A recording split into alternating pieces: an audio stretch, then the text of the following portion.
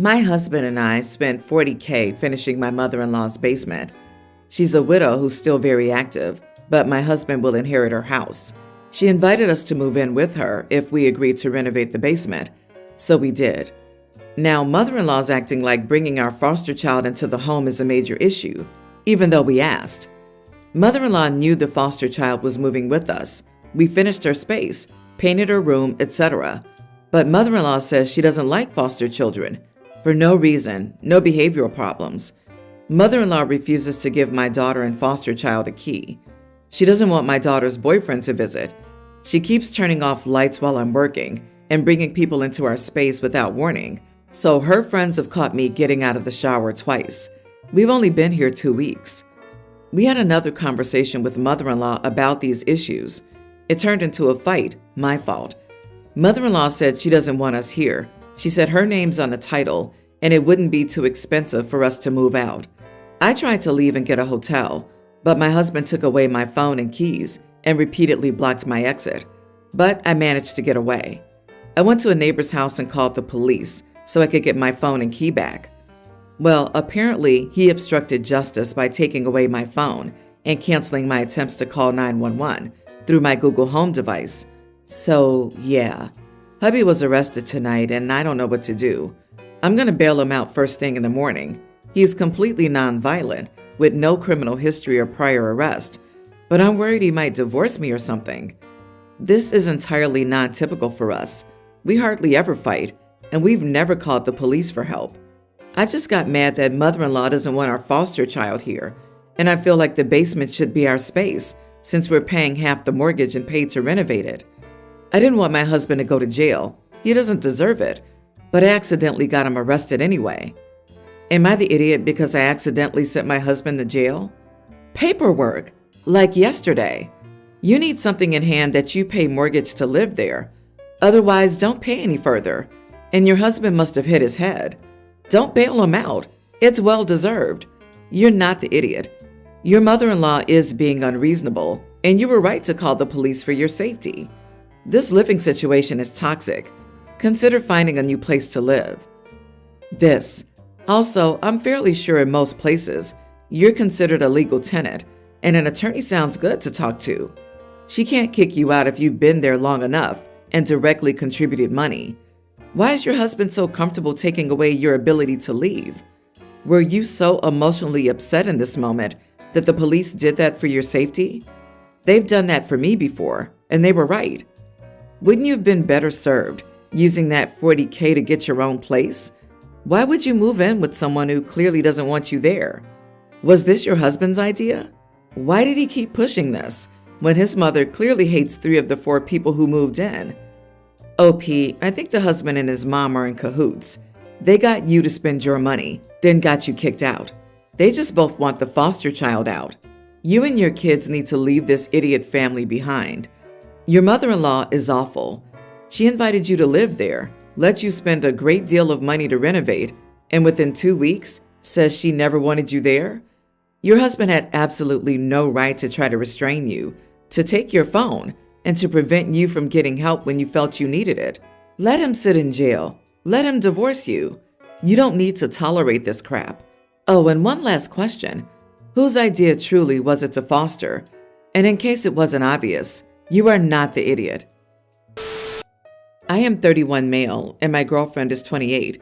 She and I have been together for 6 years and have lived together for the last 2. My girlfriend has always enjoyed doing comedy and has done open mic nights since we met shortly after college. She had a real sales job, though that was her Monday through Friday 9 to 5 job, where she made decent money. I have a good but hard job and almost triple what my girlfriend made when she had her job.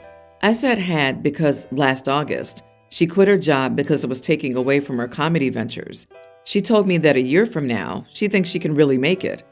I was a bit skeptical, but since I made enough to support us, I encouraged her because I want to be a supportive boyfriend. Since she quit her job, she began doing Uber and DoorDash, where she makes 100% of her money. Her comedy has gotten us $0. Over the past few months, I've started to resent her though. She constantly complains she has no money, yet drives for Uber or DoorDash maybe 3 times a week for maybe 4 hours at a time. I've been paying a lot more for household expenses, and I'm not saving as much as I'd like to anymore. She sleeps till noon because sometimes her open mics run really late before she even gets to perform. And when she gets up, she just bums around on TikTok or YouTube looking for inspiration. She also gets very moody with me if I don't come to 90% of her open mic performances. Even after working a 14-hour day, she'll get mad if I don't go to her open mic at 11 p.m. on a Tuesday. Last night, I did the unthinkable. I asked her to consider going back to a full-time job. I said she should still do her comedy, but I'm struggling with taking care of our expenses all by myself. When she gave a dismissive answer, I told her firmly that she would never be a famous comedian. I said she's 28, and it's time to grow the heck up and join the real world, because this is totally unfair to me that I bust my butt while she lives in La La Land, and that she can't be this naive at this age by thinking she's going to support herself with this. She stared at me in silence for a few moments, started crying, and I went to stay with a friend. She called me a darn idiot, and I'm the worst friend ever. She has not answered her phone today yet. So, am I a darn idiot? Not the idiot. The reality is people are flawed. You're frustrated taking care of a grown darn adult who is content freeloading off of you while she sleeps until noon and barely works part-time. So your anger boiled over, and you said some harsh things.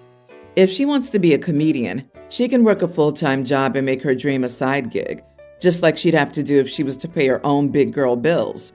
It's been almost a year. Time to grow up and pay the bills. For me, it's not even an ultimatum. My partner would have to get a job that pays bills and half the rent, or we would be done. Boy, oh boy, is she going to turn that argument into some serious comedic gold. You, my friend, are going to be skewered. I think you are the idiot, just because you don't crush someone's dreams. Comedy is hard, and most people suck at the very beginning and only get better the more they do it. You should have walked away instead of attacking her choice of career. You are the idiot, and I hope she keeps at it. Would you mind supporting me too? I want to be a comedian, and you can send me money. Thanks a lot, my guy. Stick it to the man. I'm shocked. She does need to grow the heck up. It's not fair to expect you to carry her. She's not a child. Grown women carry families on their backs all the time. Her feelings, time, and dreams aren't more important than yours. The cynical part of me wonders why the responses are so different from the occasional, "I finally snapped and told my boyfriend he'll never be a famous streamer and he needs to get a job" threads we get. If she doesn't want another job, she needs to work out how to get paid for this. If she currently makes $0 doing it, that doesn't sound like she'll make a career out of it. I asked my ex-wife for a divorce 6 years ago. We just didn't feel comfortable with each other anymore, and the divorce was better. We have 2 children in common. She became pregnant by someone else a few months after our divorce was finalized. Unfortunately, the father of my ex-wife's son didn't want to take responsibility for the baby. I'll call him Adam. So I've been helping my ex-wife with Adam. Our kids stay with me on the weekend, and I suggested to my ex-wife that she bring Adam on the weekends too, so that Adam wouldn't feel left out. I really don't mind taking care of him. I also pass on extra child support money for Adam. I met my ex-fiance a year and a half ago, and we got engaged 2 months ago. She just doesn't care about my children, as she prefers to have children of her own, but she doesn't mind them as long as they stay away from her. Yesterday, I invited my children, Adam, and my ex-wife to eat, and also my ex-fiance. But she started making comments like, "Oh, I thought there would only be 5 people. My 2 children, my ex, her, and me." That's why it's good to know how to choose a good man to have children with. She even asked Adam how it felt to just be a burden. My ex-wife just went home with the kids, and I started arguing with my ex-fiance and broke up with her and kicked her out of my house. I told my brother, but he says that in a certain way, she's right, and that I don't have to take care of a child that isn't even mine, and that if I continue putting someone else's child before my relationship, I'll probably continue to have problems in the future. Am I the idiot for breaking the engagement with my fiance because of my ex-wife's son? Jesus, no, not the idiot. The problem with your ex-fiance is she just doesn't care about my children as she prefers to have children of her own, but she doesn't mind them as long as they stay away from her. What the heck? Regardless of Adam, if this was her attitude towards your children, you should not be marrying her. You've established a relationship with Adam. He's your children's sibling. It's great that you've done that. You've generously given your ex-wife money for him and helped care for him. No, you didn't have to do all that, but you did. And now you have a bit of a moral obligation to him, given that you've taken on this role. He is your children's sibling, and you are a part of his life. That's all great.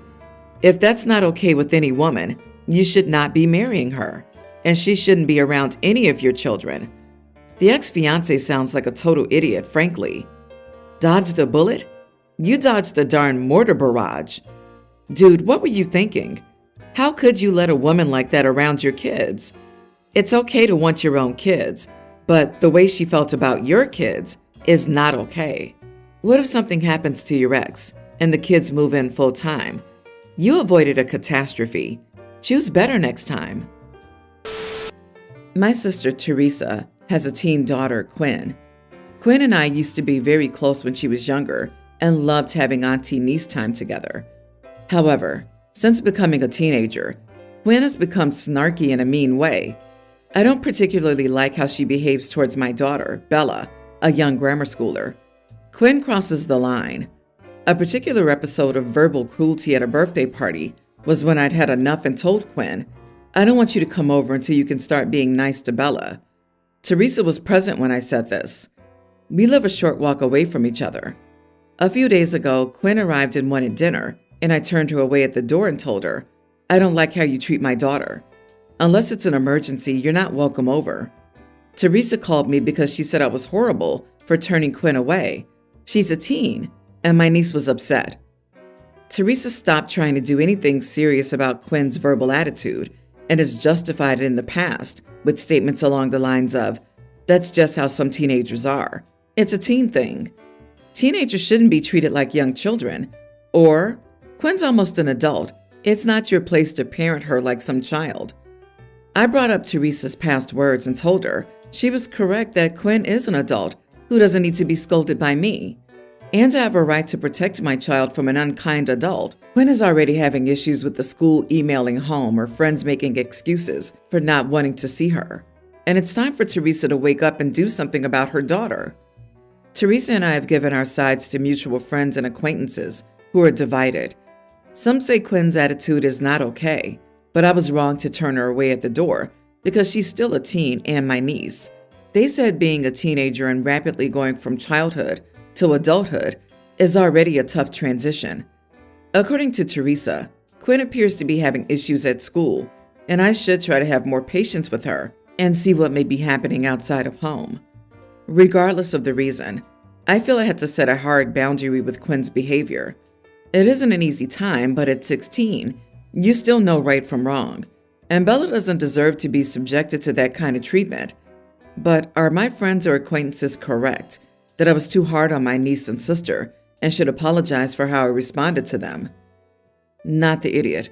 Your responsibility is to protect your daughter.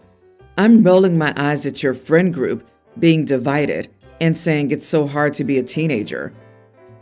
Basic manners should still be expected. You clearly warned her the last time.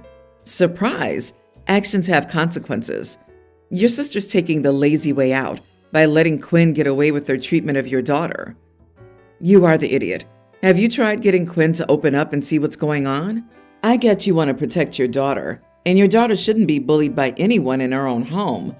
But if you care about your niece, you could be in a good position to help her. She's obviously attached to you, or she wouldn't want to come over. Teens will rebel against anything that looks like parental authority, but they can respond very well to a cool aunt who has a heart-to-heart. A simple, "I love you and want you here, but I can't have you being mean to my daughter. It's my job to protect her, and I will," can go a long way. My daughter and her best friend, Will, have been friends since they were kindergartners, and I let her sleep over at his house sometimes. They're young teens. Her best friend is a lovely boy, and I love their dynamic. I think both are adorable, but I don't think I can continue letting her go to his house. This is so insane. but my daughter fell and broke her arm while at their house. Accidents happen, so I would have understood if his mom called me, but she didn't. I learned about it when my daughter came home the next day. She didn't have a phone because hers was broken, and I didn't get around to buying her a new one because we've had a lot of expenses. So I trusted her parents would call me if there was an issue. But no, she spent the night at their house and then walked home with her best friend. So his parents didn't even walk her home while her arm was broken. The most insane part of this is that her mom is a nurse, so there isn't any excuse. I told her that I found it really messed up that she didn't tell me, and it turned into a whole argument. She said my daughter seemed fine, and she was playing afterward, and she was too exhausted to take her to the hospital. She said she knew I would make a big deal out of nothing, so she thought it could wait. I insulted her, if I'm honest. I said she's a terrible parent and treated my daughter terribly. She let her walk home alone. Well, with the child, but a parent should have been with her, and she should have called me the second my daughter was hurt. She insulted me back, and it was a whole mess. I told my daughter and my son that they couldn't go over to that house anymore because that kid's parents were clearly insane. My daughter is especially sad about this because that is her best friend, but it's for the best. I don't feel comfortable leaving them alone together. Those parents are neglectful. Edit. It was obviously and severely broken. She's going to need surgery and a metal bar in her arm and have it cast for months. Even if it wasn't that bad, she knew it was broken and should have called me first. I'm guessing my daughter was in shock, which is why she seemed so fine afterward. Not the idiot. Wow. Honestly, I'd report her to the local board of nursing. I can't even wrap my head around how messed up this is. Don't ever let your child over there again. They're negligent and a danger to your daughter. I wonder if the mom is a drinker or some other user, and that's why her judgment sucked. I wouldn't let her over there either. Smells a lot like this. She was either high, intoxicated, or otherwise compromised, and thus lazy and too much trouble to deal with the situation. OP, I'm so sorry this will affect her friendship, but you must know your child will be looked after, and that clearly didn't happen here. I feel like nurses are the last people to bring their own kids to the doctors. They seem to shrug a lot off in my experience. 100%, you should have been called right away to choose if you wanted to seek medical care for your kiddo, though. She had no right to make that choice for you. I'd be livid too. Your kid doesn't break their arm every day, right? Breaks can sometimes be dismissed. I've seen people wait a week before finding out their hand or arm was broken. Depending on how it was and your kid's reaction, they may have missed it. A nurse doesn't have X-ray eyes either. Not everyone deals with broken bones. She could be someone in an insurance office for all we know.